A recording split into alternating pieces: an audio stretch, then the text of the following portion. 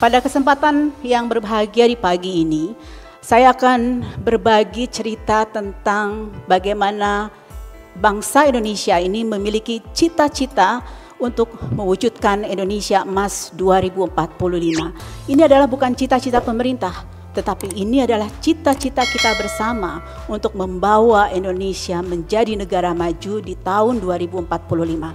Nah, oleh sebab itu, adik-adik yang saya cintai dan saya banggakan, tentunya Indonesia saat ini belum menjadi negara maju. Kalau adik-adik lihat dan baca di koran-koran, status dari ekonomi Indonesia saat ini adalah berada di dalam middle income. Dan kita sudah berada dalam middle income selama 30 tahun dan ini sudah terlalu lama.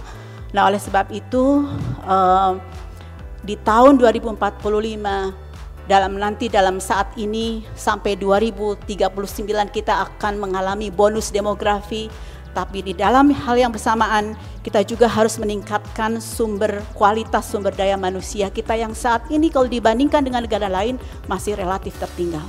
Nah, oleh sebab itu cita-cita bangsa kita bersama di tahun 2045 adalah Indonesia pada saat genap berusia 100 tahun, di saat itulah kita harus menghadiahkan kepada bangsa kita harus keluar dari jebakan negara pendapatan menengah dan kita harus menjadi negara maju di tahun 2045. Oleh sebab itu, tagline yang kita buat untuk Indonesia 2045 adalah Indonesia Emas 2045.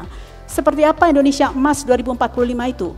Indonesia Emas 2045 adalah Indonesia menjadi negara maju, SDM Indonesia adalah SDM unggul, SDM emas, kemudian kemiskinan kita menurun menuju 0%, tidak ada lagi kemiskinan di Indonesia, ketimpangan pendapatan berkurang, Indonesia juga memiliki pengaruh yang besar di dunia internasional, serta Indonesia akan terus melaksanakan komitmen menuju net zero emission di tahun 2060 nantinya. Oleh sebab itu, Bapak dan Ibu, kunci dari kita untuk menuju Indonesia Emas adalah langkah transformasi. Kita dari individu, pemerintah, akademisi, universitas, semuanya harus memiliki mindset yang sama bahwa kita kalau mau mewujudkan Indonesia Emas, maka kita harus melakukan transformasi karena upaya reformasi saja tidak cukup. Transformasi adalah transformasi menyeluruh di seluruh aspek kehidupan kita, di seluruh bidang pembangunan. Oleh sebab itu, di dalam dokumen rencana pembangunan jangka panjang untuk mewujudkan Indonesia Emas 2045, kita mencanangkan 8 agenda transformasi Indonesia. Apa yang harus dilakukan? 1, transformasi sosial. 2, transformasi ekonomi. 3, transformasi tata kelola. Dan kemudian diiringi dengan memperkuat landasan transformasi dan juga memastikan kerangka implementasi transformasi berjalan. Tapi yang ingin saya sampaikan di sini terkait dengan 2 hal, transformasi sosial dan transformasi ekonomi. Mengapa transformasi sosial? Karena kita butuh SDM Indonesia yang unggul, SDM emas yang harus mewujudkan dan menjadi modal dasar kita untuk membangun Indonesia masa depan. Adik-adik yang saya banggakan, SDM unggul adalah menjadi kunci penting untuk kita bisa melakukan transformasi untuk mewujudkan Indonesia Emas. Saat ini Indonesia, nanti saya sampaikan apa sih yang dibutuhkan untuk mewujudkan manusia unggul. Karena dengan manusia yang unggul, ini akan menjadi modal dasar pembangunan seperti nanti tentunya salah satunya adalah lulusan STEAM, Science, Technology, Engineering, Art, and Math, juga tenaga kesehatan, dokter berkualitas, dan sumber daya manusia lainnya yang dibutuhkan. Namun demikian, kondisi saat ini, kalau kita bandingkan Indonesia dengan negara lain, PISA, siapa yang tahu PISA? PISA score, ada yang tahu PISA? PISA score itu adalah salah satu ukuran kemampuan bagaimana anak-anak itu bisa membaca, melakukan matematika dan tingkat pengetahuan sains yang ini standar internasional dan bisa diperbandingkan antar negara. Bayangkan PISA skor Indonesia itu masih di bawah 500. Jadi terakhir sekitar 371, ranking ke-72. Sementara itu Vietnam sudah bisa mencapai 500 lebih, dan negara-negara maju pada umumnya level atau skor dari PISA adalah sekitar 500. Yang berikutnya, Indonesia juga masih memiliki beberapa permasalahan, misalnya jumlah lulusan STEM atau Science, Technology, Engineering, and Math, yang sebenarnya inovasi suatu negara itu kan memang didukung oleh SDM di bidang STEM, Engineering, kemudian kemampuan analitis dengan matematika, teknologi, sains untuk melakukan research dan inovasi. Tapi kalau kita lihat bagaimana persentase jumlah lulusan STEM kita dibandingkan dengan negara lain, terutama dengan Malaysia, negara tetangga kita, Singapura, bahkan India, kita masih jauh lebih rendah dibandingkan negara tetangga kita. Hanya 18,5%. Jumlah pelajar yang belajar di luar negeri, kalau kita bandingkan dengan negara lain yang paling banyak di dunia yang mengirimkan mahasiswanya untuk belajar di luar negeri adalah Cina, sampai lebih dan menembus 700.000 orang yang dikirim oleh negara Cina untuk belajar di luar negeri. India 189.000, Jerman 100 ribuan. Padahal Indonesia adalah negara dengan penduduk keempat terbesar di dunia, tapi kita tidak masuk 10 besar dari negara yang mengirimkan mahasiswa ke luar negeri. Jadi artinya ini saya terima kasih dengan LPDP ini Pak Dwi, karena inilah sebenarnya cikal bakal kita untuk kemudian kita bisa memperkuat SDM kita, karena dengan belajar di luar negeri itu kita belajar sesuatu yang baru. Belajar untuk menjadi negara yang lebih maju, belajar untuk memberikan kontribusi yang terbaik untuk bangsa kita masa depan. Selain itu, fakta yang kita hadapi saat ini adalah mengenai tenaga kesehatan. Rasio jumlah dokter per 1000 penduduk di Indonesia adalah yang terendah ketiga di ASEAN. Jadi kalau kita bandingkan dengan Singapura, dari 1000 penduduk ada 2,3 dokter. Di Malaysia, dari 1000 penduduk ada 1,5 dokter yang tersedia. Di Indonesia, dari 1000 penduduk 0,67 setengah 0,5 dokter yang tersedia. Artinya dari 2000 penduduk hanya ada 1 dokter. Padahal yang ideal adalah 1000 penduduk harus punya 2 dokter kira-kira. Karena apa? Karena kualitas sumber daya manusia ini juga ditopang oleh kesehatan yang baik, kesehatan yang prima. Inilah yang akan menopang kualitas dari SDM kita ke depan. Kalau kita sakit-sakitan, kesehatan tidak prima, bagaimana kita akan bisa bekerja dengan baik? Bagaimana kita bisa belajar dengan baik? Apabila kemudian stunting, Bapak adik-adik tahu stunting ya? Stunting adalah yang otaknya tidak berkembang, tumbuhnya sangat terbelakang anak-anak. Indonesia angka stuntingnya adalah 21%. Artinya apa? 1 orang bayi lahir dari 5 orang bayi itu berpotensi stunting.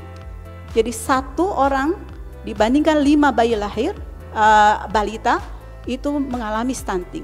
Nah, ini akan mempengaruhi kualitas dari SDM kita ke depan. Oleh sebab itu di dalam Indonesia Emas 2045 kita akan turunkan stunting kita harus di bawah 55%. Nggak boleh lagi 21%, karena di bawah 5% itulah adalah standar benchmark dari negara maju.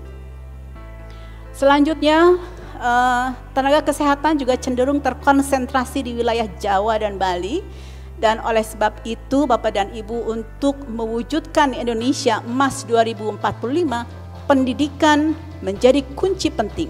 Membangun kualitas SDM manusia yang berkualitas buat Indonesia ini adalah menjadi penting.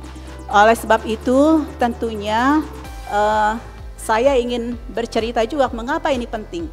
Mari kita belajar dari Korea Selatan. pasti semua adik-adik tahu Korea kan? Kalau nggak tahu Korea, kurang gaul berarti ya. Tapi kan Korea adalah benchmark kita, benchmark milenial kita. K-pop, K-drama. Mengapa Korea bisa melakukan itu? Karena inovasi. Tapi lihat waktu tahun 1960, Korea adalah negara miskin di Asia. Tetapi kemudian dia melakukan rekonstruksi di tahun 1945 sampai 1961, Korea melakukan rekonstruksi perekonomiannya, dan disitulah dia melakukan akselerasi partisipasi sekolah. Baru partisipasi sekolah dulu, SD, SMP, SMA, yang penting sebanyak-banyaknya masyarakat Korea harus sekolah. Tapi kemudian sejak tahun 1962 sampai 1973, dia melakukan reorientasi pembangunan ekonomi menjadi pembangunan yang berorientasi ekspor.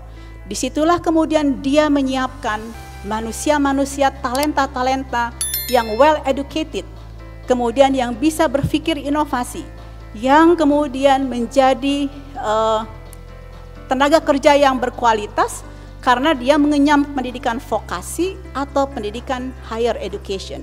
Di saat itulah kemudian Korea yang tadinya periode sebelumnya hanya fokus kepada yang penting kamu sekolah partisipasi SD, SMP, SMA. Tetapi kemudian di tahap berikutnya kebijakan dari pemerintah Korea adalah mendorong untuk semakin banyaknya orang melakukan mengenyam pendidikan tinggi, vokasi, dan juga dilakukan training and retraining. Dan terus dilakukan akselerasi pembangunan SDM, akhirnya kemudian dia bisa mencetak human resources yang inovatif, yang kreatif, yang kemudian menjadikan Korea Selatan menjadi negara maju yang menjadi benchmark dari berbagai bangsa di dunia.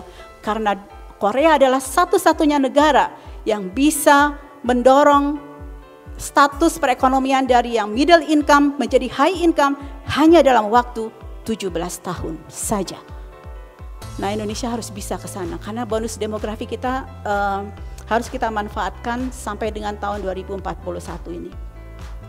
Adik-adik yang saya hormati, untuk kita bisa menjadi negara maju, maka industrialisasi adalah kunci untuk mewujudkan Indonesia Emas 2045. Ini yang tadi saya katakan, bahwa Indonesia sudah 30 tahun terjebak di dalam negara berpendapatan menengah.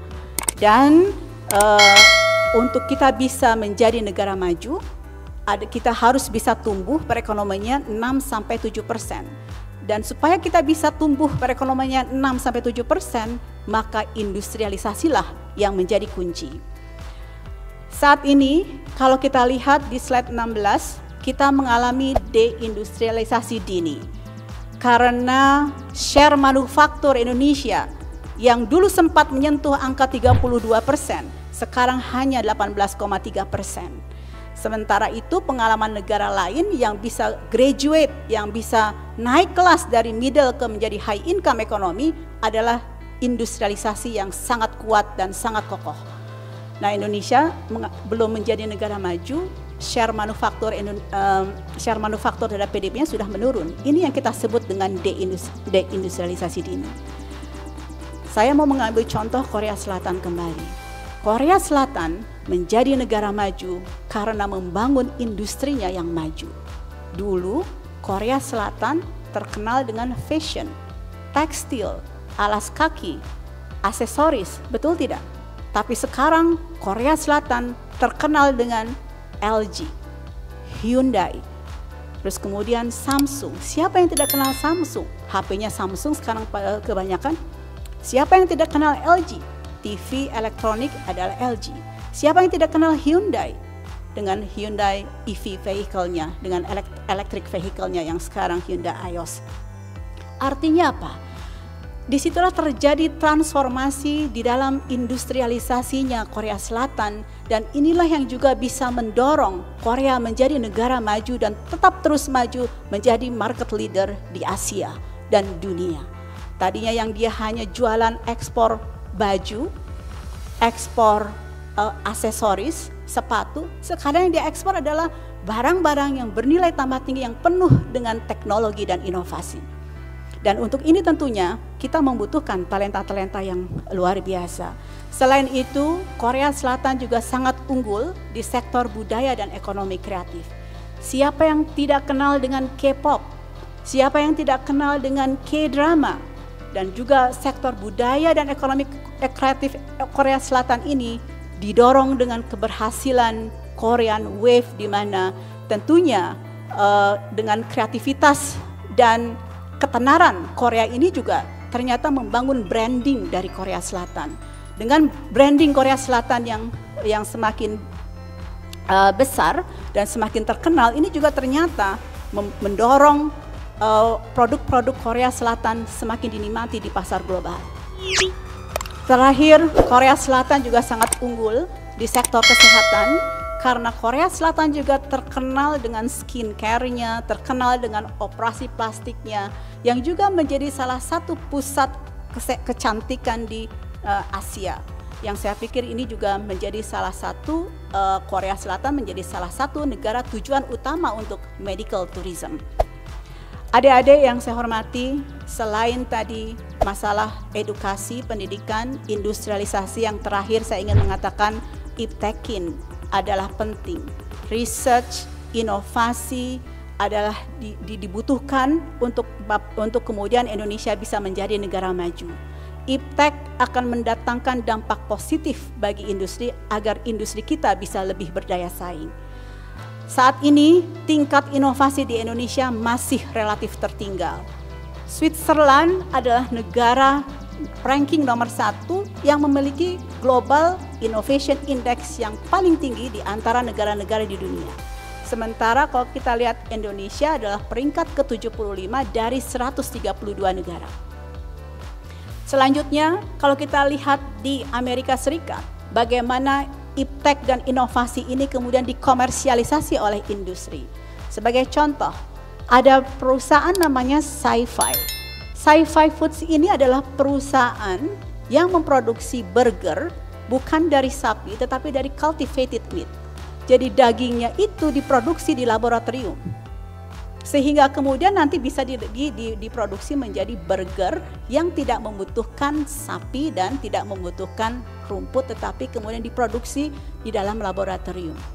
Ini satu teknologi inovasi yang sudah dilakukan oleh berbagai negara. Kemudian Upside Food dan BioBetter Limited memproduksi daging yang dibudidayakan, yang berkelanjutan dan ramah lingkungan, serta sudah memperoleh FDA di Amerika. Bahwa inilah yang perusahaan yang memproduksi cultivated chicken dan duck pertama di dunia. Bapak dan Ibu, terakhir saya ingin menyampaikan sekali lagi dan memberikan semangat kepada adik-adik penerima beasiswa LPDP bahwa Indonesia 2045 membutuhkan talenta-talenta terbaik Indonesia.